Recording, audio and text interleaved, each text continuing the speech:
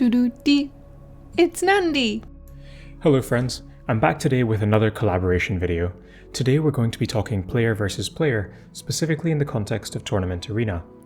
PvP content is something that I generally haven't covered much on my channel, and I'm often asked in direct messages when I'm going to be doing more of this sort of stuff.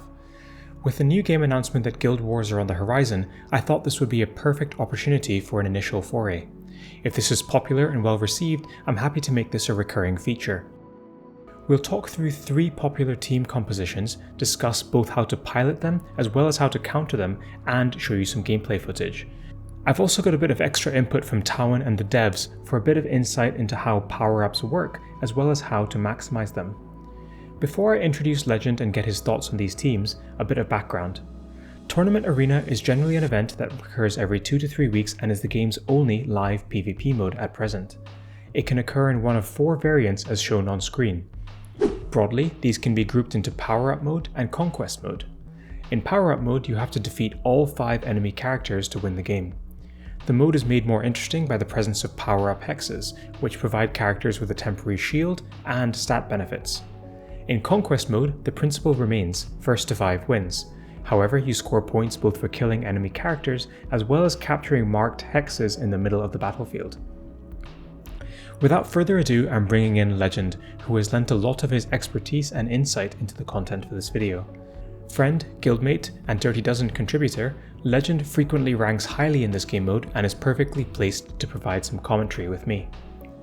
Hey everyone, just wanted to start out with a huge shout out to Nandi, not only for the feature in this video, but also for continuing to be a great guildmate and an even more fantastic friend.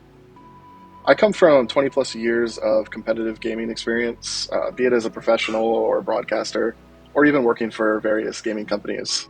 I got my start with Halo in 2004, and never really looked back with competitive gaming. With that in mind, it shouldn't come as too much of a surprise that Tournament Arena has become one of my favorite modes in Tacticus. The first comp we're looking at today is Cookie Cutter.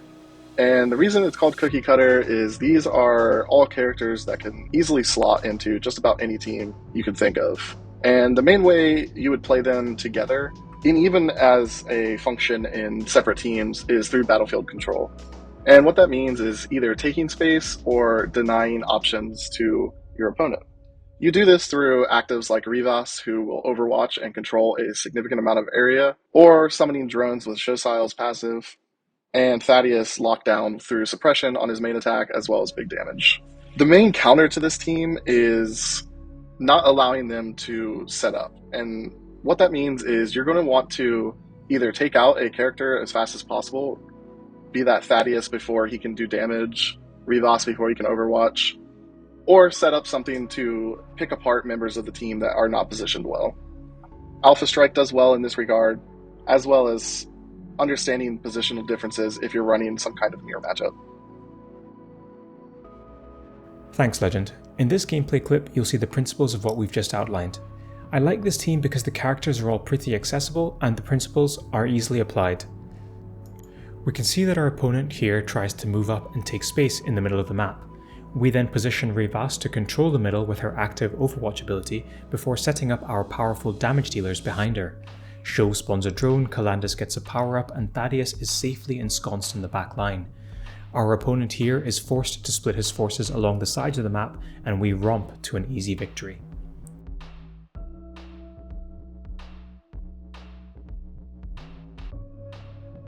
The second composition we'll be looking at today is the Yazagor/Abraxas team, and they are flexible.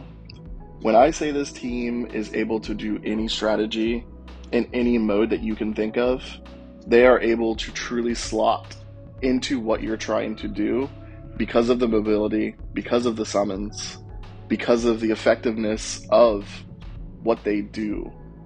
You're able to bring along just about anyone. The only key caveats that I would add in are some way to deal with Overwatch, of which I'm using TRK here, and some way to deal psychic damage, as Yazagor himself does not have that. You need someone that has a psychic attack to either start the chain or reactivate after a swap. The only key counters that I could really talk to are positional mistakes from not understanding what you're wanting to do. I've made these myself while playing it. I've seen others make them while playing it as well. It is a high option diversity team, and that can lead to too many choices to make in such a short amount of time, since we do have a limited amount of time to make our moves. And this can backfire on you in certain ways. And then there's Ulf. If you don't see an Ulf on the other side, you're most likely able to do just about whatever you're wanting to with this. Thanks, Legend. Here, admittedly our opponent is using a non-traditional team composition, but the video helps to illustrate the key positional play and game actions in order to achieve success. We start by positioning Abraxas and using his active ability to get a host of Daemon summons. The rest of the team then maneuvers, and Yazagor lets Abraxas reposition for another cascade of summons. We use psychic damage abilities to help get the second chain going, and by the time the game cycles back to our opponent's turn, he doesn't have anything meaningful to retaliate against our massive force.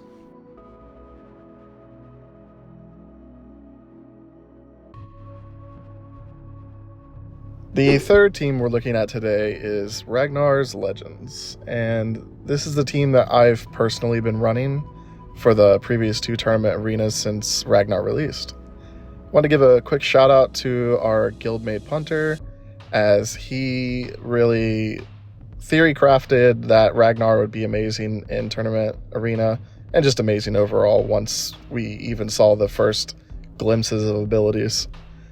But this team is really just Ragnar centric, and I realize there are 5 legendaries in the team that I'm personally running, but to be honest, you can just run Ragnar with other melee carries like Godswell after the buff, like Thoriad, and even characters that wouldn't be seen as much of a threat like Isabella become a threat with Ragnar's active.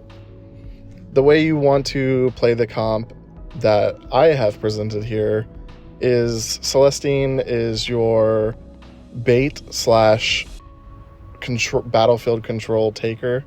Really, you push her forward to draw attention so that you can essentially set up around Onshur to move further based on his passive and get into contact for an alpha strike turn 2 or turn 3. It just depends on the map, depends on how the opponent moved, and depends on the starting order.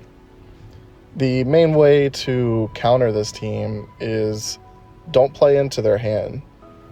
As with most alpha strikes, if you space your characters well and stagger the approach that you're taking, either by inching across or putting them in disadvantageous positions based upon which character is under threat, be it on your side or their side, that's essentially the way to counter this team and any other alpha strike team.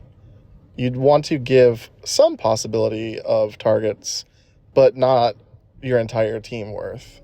That way they overextend or are not able to bring everybody to bear in the same realm. Thanks, Legend. I've loved playing this team as well, and it's just got me a top 20 finish in the last tournament arena.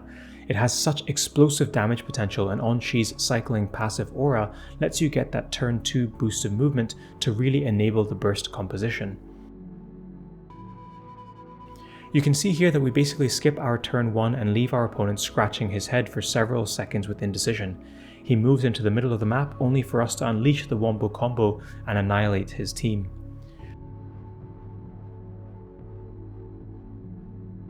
Before we end this video, a couple of quick and important insights into power-ups. There are 5 different power-ups and the benefits are shown here on screen.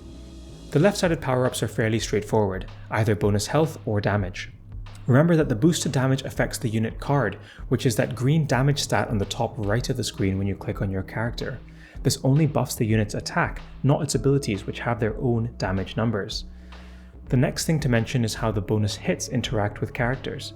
This applies to normal attacks. So, for example, Calandus would go from 1 melee hit to 5 melee hits with a melee power-up. However, it also has some interesting interactions with abilities. Namely, as long as the ability doesn't have the unmodifiable characteristic, which you'll be able to identify by the ability text pictured in the bottom right of the screen, then the ability will gain bonus hits. There are even more quirky interactions. If you have the melee hits power-up and use a ranged ability in melee ranged, then you will get the bonus hits on that ranged ability attack. The final learning point is around the shield that you get from collecting a power-up. This gives your character a 100% health boost in the form of a shield. The takeaway here though is that this shield health does not have any armor protection, so ideally you want to be using super low pierce characters to burn through the shield before you get your high pierce attackers to finish the enemy off. That's all I've got for today. If this sort of content is something that you'd like to see more of, let me know in the comments and we can make it a recurring feature. I have to give a massive thanks to Legend for helping me put this together, and I've left his referral code here on screen. It earns you 100 Blackstone and supports Legend, who allows me to do the work that I do. It is single use though, so choose who you support carefully. Finally, if you're interested in joining the Eye of Terror cluster, feel free to drop by our Discord via server link below. Bye for now.